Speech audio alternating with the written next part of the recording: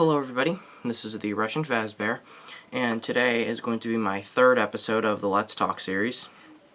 Today I figured I'd take a break from, the game that stole Minecraft and most popular game last year. And today I'm going to be talking about something a little more, common amongst the majority of my fans. As you know, most of my fans out there are fan collectors. I post a lot of ceiling fan videos, I collect them, and I am, friends, or at least know a lot of the fan collectors out there.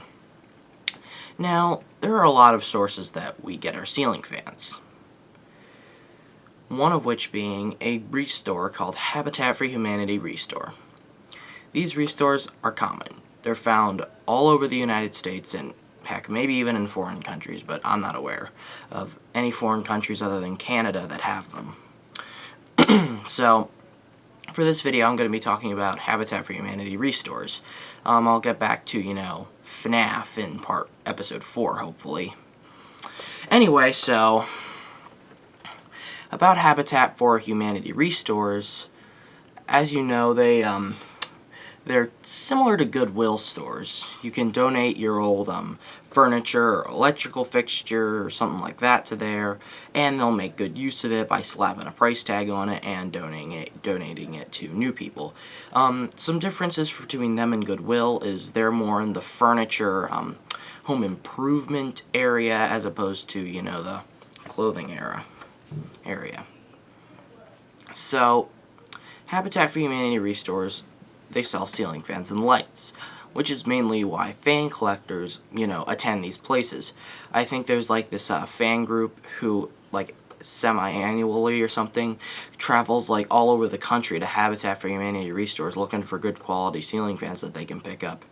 And whenever a fan collector goes on vacations, they go to the Habitat for Humanity restores within that location. Now, there are 2 Habitat for Humanity restores relatively in my area. There's one that's about 15-20 minutes away, and there's another one that's like 45 minutes to an hour away, depends on traffic. So, with these 2 restores, it's kind of like I can compare them. For one thing, that the closer restore actually has more fans. The most recent time I went there, the 2 most recent times, when I acquired the 48-inch Summer Breeze and the 52-inch SMC, when I went to those restores, there were like 10 fans. There was like a low profile, there were a bunch of modern Hampton Bays, there was a few modern Hunters, there was a Minuet 3, there was a small polished white and brass Heritage, and just so on. There were a lot of fans there. Now, the most recent time I went to the Far Away restore, since it's further away, I obviously don't go to that one as often. So this restore, last time I went, it only had 6 fans. It had the Antique Brass Coastal Breeze, which I bought. It had a white Emerson Designer, I think, but the light globe was in really bad condition. It had like a huge crack down the middle, so I decided not to get that one. It had a small 30-inch Hugger that looked 100% complete. I might have gotten that one. I don't know. I just didn't, I guess. I could have gotten that one. Anyway, so, I also saw a white and brass Lasco House Beautiful, I think. And I think there was like one other fan, but I don't remember it. Anyway, so, pretty good fans. I got a Hunter Coastal Breeze. Maybe I could have chosen better, but that's beside the point. So, that restore didn't have as many fans. However, when I was there, I got the Coastal Breeze for only $15. That's because they were having something called a fire sale. Basically, they were, they had too many ceiling fans in their inventory, they told me, and they said that they were, they were lowering the prices, at a pretty high rate in order to sell them faster and just sell them. So I got the Coastal Breeze along with a light kit. I think that rounded out to only under $20, which was a pretty good deal. And, oh, by the way, I think there was also a Hampton Bay, Harbor Breeze Rainbow ceiling fan the day I went there. Anyway, so, So I get the Coastal Breeze. It's only $15. Now, the most recent time I go up to the closer Restore, they're raising their prices through the roof. I saw a low profile, a 42-inch white low profile, similar to the two I have, that one of them I'm restoring, but that's beside the point. So it was $40. I'm like, holy shit, who is going to pay that much money for a ceiling fan that's 42 inches? So I'm like, oh my god, this is insane. $40 for a white 42-inch low profile. 52-inch low profile, I could kind of see that, but 42 inches, no. Just no. I was considering of either getting the SMC, which I got, or the white and brass 42-inch Heritage Hugger, which I mentioned earlier. I think the Heritage Hugger was only like 25, maybe 30, but the SMC won out because it looked cooler.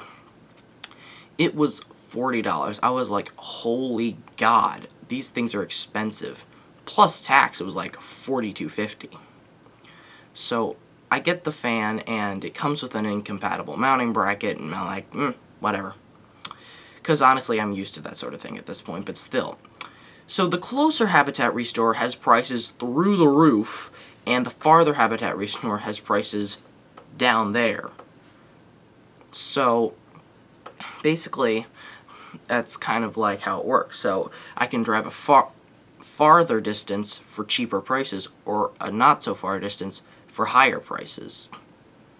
However, it kind of depends on what fans they have. That's another factor. And honestly, those fan collectors, they find originals, they find Four Seasons, they find Victorians, they find Lascos, they find everything. They find so many vintage things, and I'm always thinking, geez, I can't find jack crap at my Habitat Restores. The best I've ever seen is either the Fasco Gulfstream that I got over a year ago at the Restore. It's just hanging up right over there. Or maybe a Casablanca Pasadena fan. It was there at the Restore the same day that the Fasco Gulfstream was. I was actually going to get that one, but one thing stopped me from getting that one.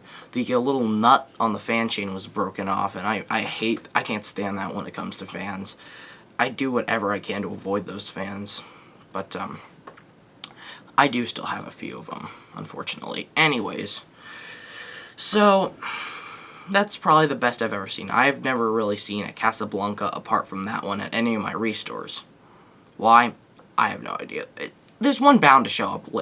There's one bound to show up sooner or later. And Habitat for Humanity Restores aren't all that are cut out to have good quality ceiling fans. I mean, flea markets as well. My family and my friend's family might go up to this flea market soon. I think they sell video games.